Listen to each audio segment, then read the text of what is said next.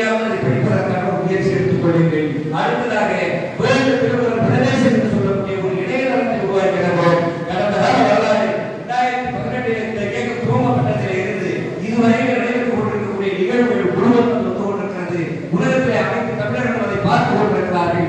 அதை பார்த்ததினாலே தான் உலகத்தில் இயக்கம் தமிழகத்திலே சைலண்டாக அமைதியாக அவர்கள் புரட்சி செய்து கொண்டிருக்கிறார்கள் என்று கருத்து கொண்டு இன்றைக்கு சூழ்ச்சியலாத நாட்டிலே இருந்து நமக்கு அழைப்பு வந்திருக்கிறது. இந்த மாநாட்டிலே ஒரு அமைப்பிலே கலந்து கொள்ள வேண்டும் என்று சொல்லி அந்த அடிப்படையை பற்றி கலந்து கொண்டிருக்கிறோம். அதுபோல நவம்பர் மாதம் கம்போடியாவில் ஒரு நிகழ்ச்சி ராஜேந்திர சோழனுடைய 1000ஆம் ஆண்டு விழா அங்கே நடத்த இருக்கிறார்கள். அவர்களுக்கும் கடிதம் வந்திருக்கிறது.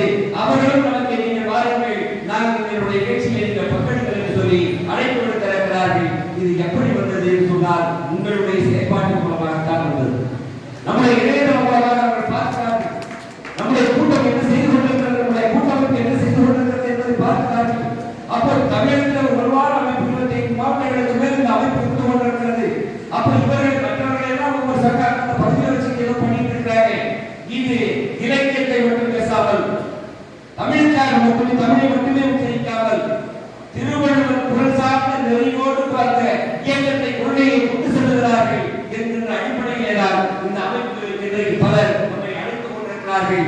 அடுத்த வாரம் நம்முடைய மாநாடு நடைபெறுவதற்கு முன்பாகவே இலங்கையில் ஒரு மாநாடு நடத்த இருக்கிறார்கள். அதற்கும் நம்முடைய அழைப்போடு அவர் சொல்லியிருக்கிறார்.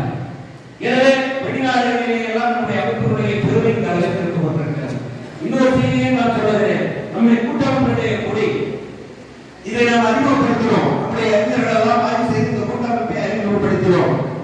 இது என்ன பிறகு நம்முடைய சகோதரிகள் கேட்டார்கள், இது என்ன மண்டலம் இருக்கிறது, இதனுடைய நோக்கம் என்ன என்று கேட்டார்கள். இதனுடைய நோக்கத்தை நீங்கள் புரிந்து கொண்டால்தான் மற்றவர்களிடத்தில் பேச முடியும். இதில் பார்த்தீர்களே எல்லாம் நடுவிலே திருவள்ளுவர் இருக்கிறார்.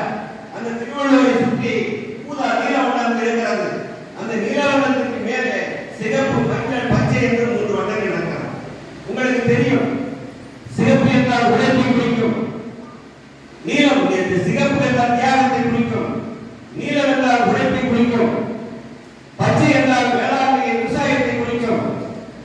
இது அனைத்துமே வானத்தின் மீது இருக்கக்கூடிய வானம் வழங்கி வரக்கூடிய அந்த நீரால் இந்த உலகம் செழிக்கும்.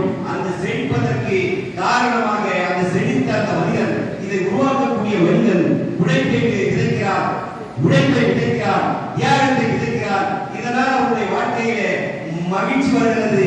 இந்த மகிழ்ச்சியை அவன் எப்படி கொண்டாட வேண்டும் என்று சொல்லி வள்ளுவன் கொடுத்த அந்த வகுத்து தந்த அந்த நெறியை கடைபிடித்தால் இத்தனை வாய்ப்புகளும் அவனுக்கு